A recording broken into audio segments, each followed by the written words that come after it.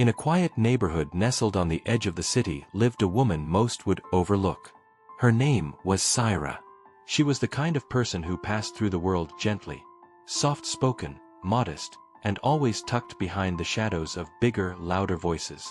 Saira worked in a fabric shop during the day, and in the evenings she took care of her elderly mother, humming old melodies while cooking dal and ironing clothes.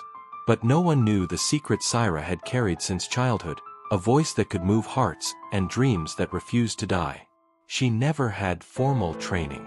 Just an old cassette player her father left behind and hours of listening to classical legends like Ustad Nusrat Fateh Ali Khan and Abida Perveen. Her tiny room, lined with books and fading posters, often turned into her concert hall at night. Her fingers trembled as they practiced scales. Her voice grew stronger in silence. Her heart rehearsed on repeat what it would feel like to stand on a real stage. And then, one day the chance arrived. A poster was nailed to the community board at the fabric shop. Open Auditions Talent Show. Winner performs with Maestro Rahim Sultan. Rahim Sultan, the living legend of Pakistani classical music. Revered. Untouchable. His voice had filled stadiums, and his critiques had ended careers. Getting selected to perform with him wasn't just rare, it was nearly impossible. Saira stared at the poster for 10 minutes straight. "Don't even think about it," her co-worker Razia chuckled. "That's for real singers. TV people. Not you." But something in Saira's chest tightened. Maybe it was the years of not being seen. Maybe it was her father's old harmonium lying quietly under her bed, waiting. Maybe it was the quiet voice inside that had finally grown louder than the voices around her.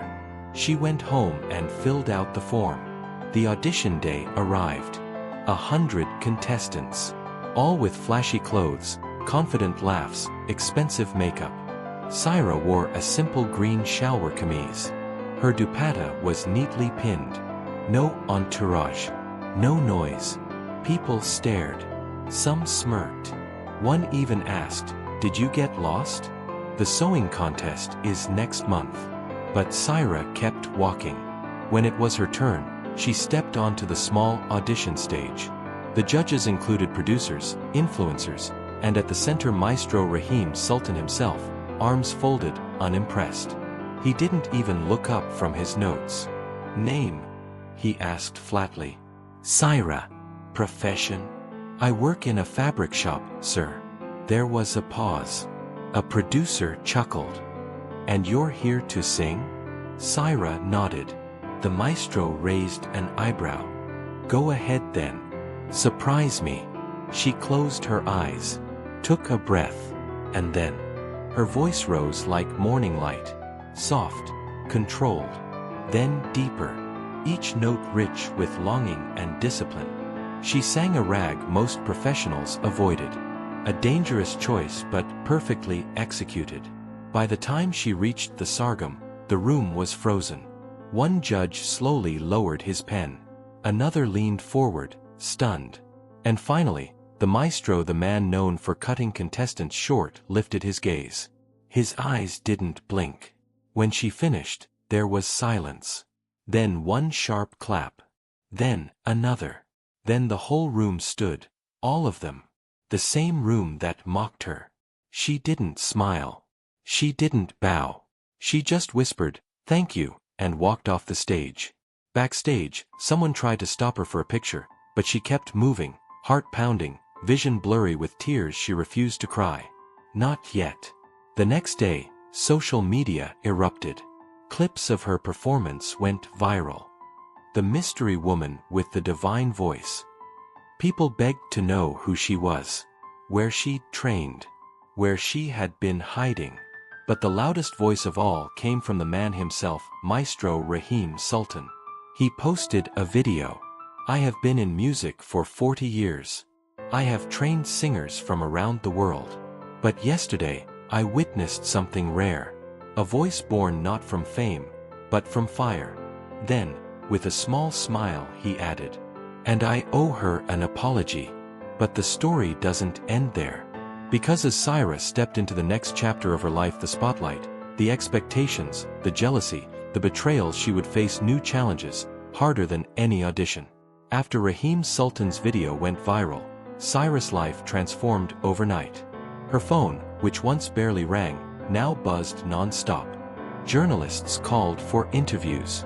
Talent agencies messaged her. Music bloggers praised her raw brilliance. Everyone suddenly had questions. Where were you hiding all these years? Who trained you? Are you Rahim Sultan's new student? But amidst the attention, Saira felt strange, like she was walking through someone else's life. A week later, she stood inside a massive auditorium. Marble floors, spotlights, echoes of heels and conversations in English. She wore a new dress, not her choice, but one selected by a stylist from the show's production team. "Don't smile too much. Stay mysterious," they whispered. "Don't talk about your shop work. Focus on music. And maybe skip the bit about your mother being sick. It's too local." Saira stayed quiet. When she met Maestro Rahim Sultan again, he was warm but distant. "You're the wild flower," he said. "Let's make sure you don't get lost in a concrete garden." She wasn't sure what that meant. They began rehearsals for the grand performance. It was to be televised, a duet between her and Rahim Sultan, set for a nationwide audience. But very quickly, Saira noticed something. The world of music wasn't just music. It was ego, hierarchies, contracts with fine print, people pretending to help but really just using her name for clicks. During one rehearsal, Rahim snapped at her sharply. "No, no, no. That's not how you glide into the alap, your timing is off." Again. Saira's throat tightened. She tried again. He stopped her halfway. "You got lucky in the audition. Don't embarrass me on stage." The room went quiet. Saira blinked back emotion. She didn't answer back, but inside her, something cracked. She wasn't being trained, she was being tested. One night, after a particularly harsh rehearsal, she slipped away into the side alley of the studio and sat near a generator, hugging her knees. She took out her old phone and played a voice note, a recording of her late father singing a folk tune. Her tears finally came. But just then, a voice interrupted. "You don't belong here." She turned. It was Zoya, a professional singer in Rahim Sultan's troupe, someone who had auditioned every year and never been chosen. "You're a tailor's daughter. They're using your story, not your voice," Zoya said coldly. "Once the media gets bored, they'll drop you." Saira didn't respond. She stood, wiped her eyes, and walked back in. But Zoya's words echoed. A few days before the big performance, Saira returned home briefly. Her mother, frail but beaming with pride, clutched her hand. "You've always sung for yourself," she said. "Don't let them change your voice." That night, Saira sat by the harmonium and sang not rags, but old lullabies, folk songs, melodies from her childhood. Songs no one wanted on TV, but songs that were hers. And it was in that quiet moment she realized. She wasn't afraid of failing on stage, she was afraid of forgetting why she started. The final day arrived. Backstage at the grand concert, the crew buzzed with panic. Lights, cameras, a live audience of thousands. The Prime Minister's wife was in the front row. Journalists had filled the balconies. And Maestro Rahim Sultan, dressed in an ivory sherwani, prepared for his signature piece, a classical fusion meant to showcase his young protege. Saira stood in the wings. Her stomach churned. Her throat felt dry. Rahim walked over, placed a firm hand on her shoulder. "Just follow my lead," he said. "No improvisation. No surprises." "Understood." She nodded. The lights dimmed. Music began. And then she stepped into the spotlight. The crowd hushed. Rahim began with a slow alap. The harmonium swelled.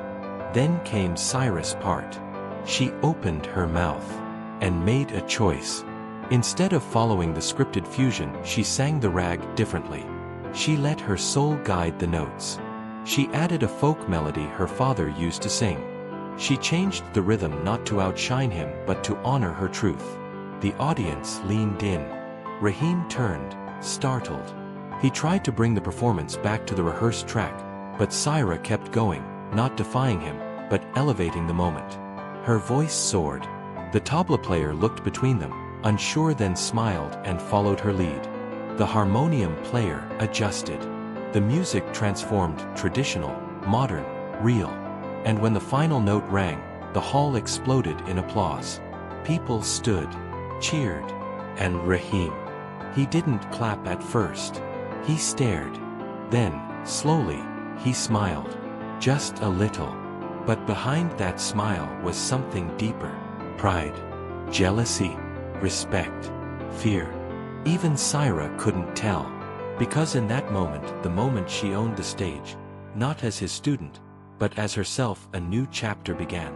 But as the curtain fell, one question remained. Now that the world had seen her, what would it cost to stay true to who she was? The night of the performance became legend.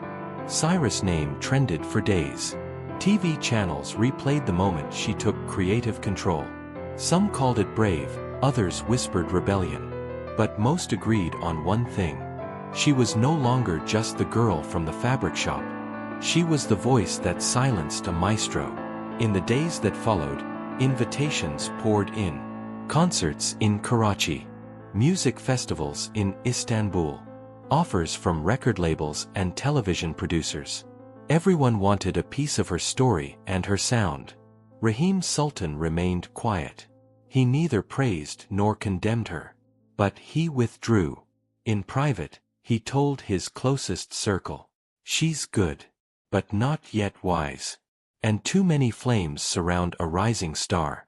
1 week later, Saira sat in a glossy office in a tall building overlooking the city. A major label wanted to sign her. They slid the contract across the table. 3 albums, the manager said, and a tour in Europe. Saira's hands trembled slightly as she scanned the pages. But then she saw it, a clause. It stated that all creative direction, lyrics, and song choices would belong to the label. She would become a voice but not the storyteller. Her throat tightened. "This line," she said, tapping the paper, "means I can't sing my own compositions." The manager smiled. "Not at first. You need guidance. Don't worry, we'll make you a star." She stood. "I'm not here to be shaped. I'm here to be heard." And she walked away. That night, the label's media partner posted a cryptic tweet. "Talent is common. Discipline is rare." Many believed it was aimed at Saira. Others defended her. The industry was divided. She had refused the rules.